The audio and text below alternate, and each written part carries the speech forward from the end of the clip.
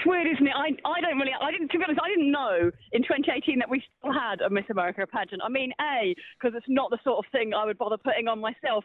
But also, I just thought, do we still do that? I thought we gave up on that yonks ago. What's wrong with it? What's wrong with it? The idea of it strikes me as something from the 70s, and it's just a message that it sends out. I'm not against people looking attractive, and I'm not against people appreciating people looking attractive, but the idea of making it a competition, like we're sending a message to young women who inevitably are exposed to it, but not just that, what matters is what you look like, and that you've got to try and be more attractive than everybody else, not just look nice for yourself the way that you like to look nice, but it's got to be a competition. You've got to be looking at the woman next to you and going, oh, can I suck in harder than that? I mean, the whole thing is kind of, it feels to me like, yeah, I remember that's something we used to do in the 70s. What?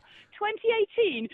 Surely not. But Kate, why is it then okay that on Britain's Got Talent, the famous male strip troupe, Magic Mike, were able to be on stage and allowed 10.5 million viewers to ogle men? It's a total double standard.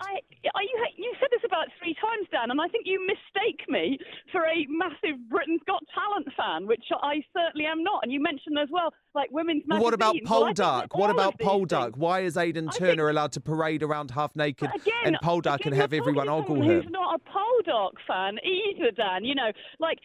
The question is, are women subjected to a huge amount of pressure about what they look like? And the answer is yes. But so are men. So are men in 2018, believe me. If you let me finish my sentence, Dan, I'll get to that. Women are subjected to a huge amount of pressure, and of course we should cut back on that. Is the solution to subject men to an equal amount of pressure? No, of course it's not. Now, that's not to say that there won't always be men and women in the public eye where people go, oh, they're nice, and there's a bit of buzz about them because of what they look like. But should we be fanning the flames of that? Should we be running Mr. America competitions as well as Miss America competitions? No, of course not. I'm as much against objectifying men as I am against objectifying women. I think, of course, it's normal for people to see someone they find attractive and, and register that. Of course they do. But for us to then turn it into a sort of global media circus and a competition where we're sending a message to young women but also to young men saying this is what matters, this is what's important, you've got to be perfect, you can't be a few pounds overweight, you can't have blemishes or freckles or be anything other than this sort of you can't if you choose to enter a beauty competition, which all of these people choose to enter. Let's bring in Lizzie Cundy on this. But Dan, let me answer that point. I'm not suggesting that the problem is for the contestants. I'm saying that the problem is but you're taking away these opportunities from them. But that's like saying if you close down the florist, where will everyone work? Well, the answer is next door at the supermarket. When you don't put one show on, you can put something else on. There's lots. Well, they are keeping it going. They're just claiming that it's not about looks, which I think is ridiculous. Lizzie Cundy. Well, I agree with you on that point, Dan. Yeah, Lizzie Cundy's joining us now. Now, Lizzie, I believe, has been parading around in her swimsuit all day today, out of choice. I have done it out of choice, a great brand, and I'm getting paid very handsomely. Exactly, out of choice. Out of choice. So, Lizzie, this is madness, isn't it, that the Miss America pageant is going to have to axe its swimsuit competition, which was always the most popular part of Miss America. And by the way, I'm a gay man, Kate. So it wasn't about me wanting to objectify women. It's just fun to look at a group of women in their... you act as though that's a sort of get out of jail free card, and it's just not. You don't get to go, oh, well, I'm gay, so I can't possibly be in favour of objectifying women. The fact is that this has a cultural history, and it's absolutely understandable that people Lizzie, are used what do you say? Let's just ask the question, what message does it send to young people? Is it a good one? No, okay, well, in 2018... Well, let Lizzie respond to that. Let Lizzie respond to that, because she's made a lot of money from her body, Kate. So let's listen to Lizzie. Kate, if you let anyone else talk, the reason is this is these girls' choice. This is their careers. They can make a very good living out of this, and it is up to them. And you're saying you're a feminist. I'm a feminist. So women are allowed to choose what they want to do. And this is the crying shame of this. That's not the point I've made at all, Lizzie. You're not arguing with the point I've made. I haven't said anything about the women who choose to do it. I'm talking about the message it sends to young women. No, you're saying it's prehistoric, and there's nothing wrong with looking at a woman who looks good and feels good and enjoys it. Those are literally my words. Yes, but what you're saying is like this is this prehistoric. It should end. But no, with the ending, you're thus ending the careers of many young girls that can go on. Look at Why do you want to do that, Kate? And Kate, can I tell you something interesting here?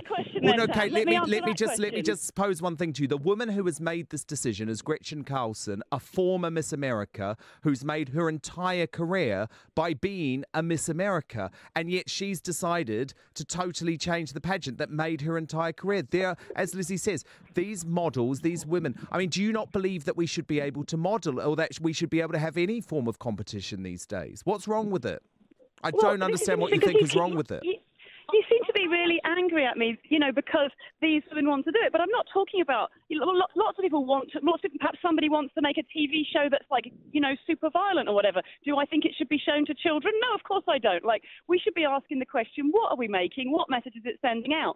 And in terms of, it's interesting, you're all like, these women make money doing this, they have a right to do this. Guess what I think? I think these women are brilliant. I think these women are absolutely amazing. And I think they would make wonderful teachers, wonderful doctors, wonderful engineers. And let's celebrate all those other wonderful skills that women have. And, and if they want to wander about in a bikini in their spare time, well, I have absolutely no problem with that. But I think we should celebrate the amazing things Kate, that women that's not acknowledging how society works, because at the end of the day, yes, we absolutely do celebrate. We can change how society works. No, but Kate, we absolutely... and we make it. No, but Kate, you're very naive if you think... You're very naive if you don't think that looks work at all to sell products, because I'm sorry, look at models. I haven't said that, Dan. Do you want the modelling industry to be banned?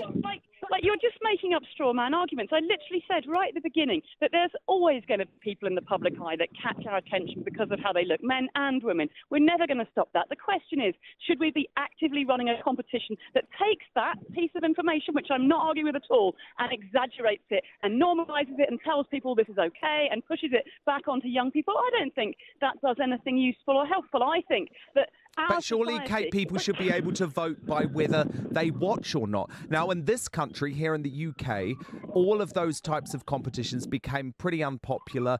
They're still held, but not many people watch them. In America, Miss America is still popular. And do you not believe in a freedom of choice? But there isn't freedom of choice. The things that I want to see on TV are absolutely not there. It's wall-to-wall Britain's Got Talent and blooming pole dark that I couldn't be less interested in. It's not as simple as that. The bottom line is that yes, what people want shapes the media, but also the media shapes what people want. Nobody would switch on a soap opera and be gripped by it immediately. You're gripped by it because you know the backstory of it. Lizzie, why don't you tell Lizzie? What do you think Let me bring Lizzie in. Lizzie, what do you think the positives are of these type of beauty pageants? Well, I know because I used to do them, and don't I say these girls, which is very sad, because they wear swimwear, they're looked upon as maybe they don't have a brain and are a bit of a bimbo. In fact, a lot of these girls run their own businesses and do lots of charity work. Exactly. That's exactly what I was saying, that they'd make great doctors and engineers. You have a snobbery, Kate, about yourself because you're trying to look down on it. And Vogue, I'm not in any way. They are the models are scantily dressed, but that's okay because it's Vogue. But no, if it is one of these competitions where the girls are coming out in swimwear, are you pretending I'm a fan of Vogue now? Because again, you're arguing with a person who doesn't exist. I've made very clear cases against some of the things that women's magazines do over and over again. It's hilarious. Dan thinks I'm a fan of Britain's Got Talent. You think I read Vogue? None of the above. No, Kate, I'm telling you what goes on in society. I'm telling you what goes on in society, and I'm telling you that at the moment in society, it's viewed as totally acceptable to ogle and objectify men, and I absolutely love that. But then at the same time, we're absolutely not allowed to run a beauty competition, a very, very G-rated, positive, affirming beauty contest, which, by the way, always had a round about talent and about intelligence and all of that type of thing. But yes, there was one round about swimwear, and now that's not allowed to happen because of political correctness gone mad. Surely you're a fan of this too, by your own argument. Why? No, but it's like the fun police have come into society and just taken all the joy out of everything. And what is bad at looking at someone that looks great in a swimwear? I having a bikini competition. And I loved watching Magic Mike, and I don't think there is anything wrong with that at all. And what there appears to be is this snobbery now, where it is frowned upon and looked down upon. Kate, why are you so afraid of celebrating bodies, both female bodies and male bodies? What's wrong with celebrating them?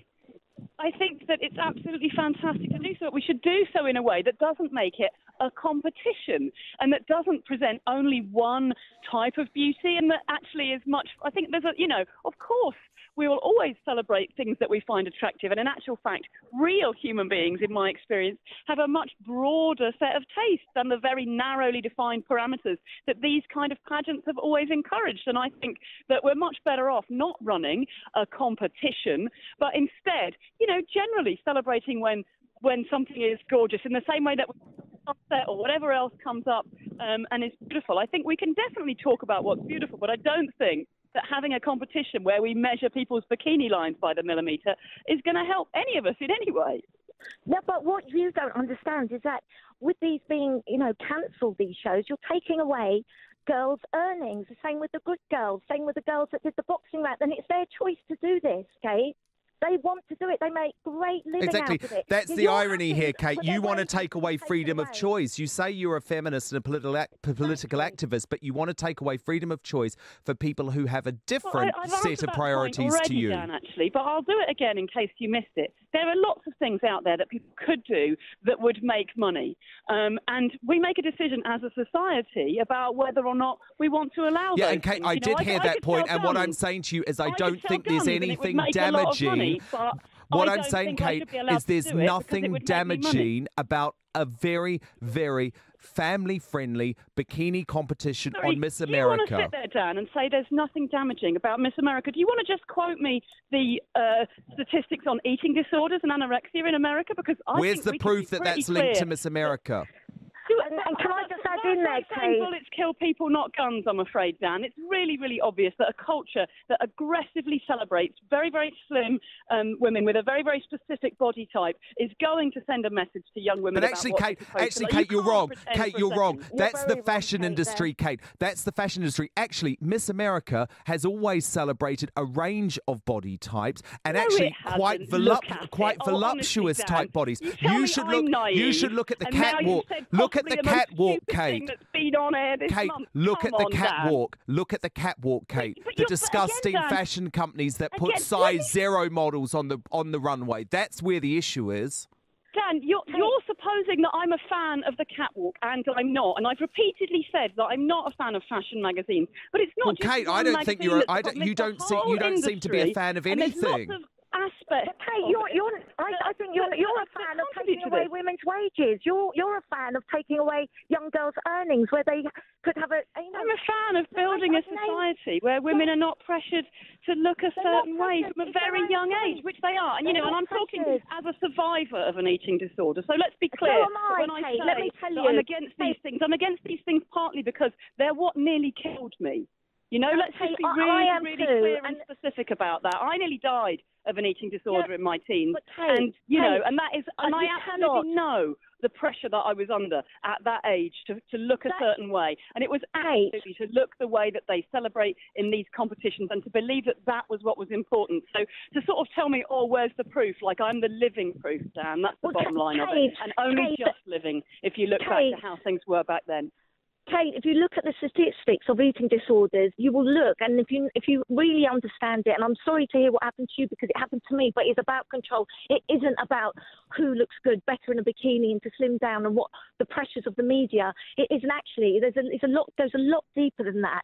And I think you've really there's a lot of other issues as well. I'm not suggesting it's one issue, Lizzie. But I think it's a big jump to say. Is absolutely that one. You can't deny that is one of the issues.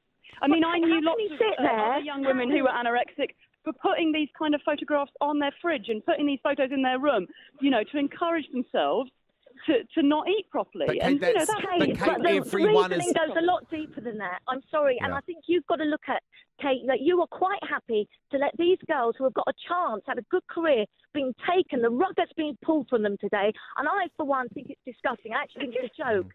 I really do. Thank you so much. That's Lizzie Cundy, the WAG, and Kate Smurthwaite, feminist, stand-up comedian and political activist. What do you think?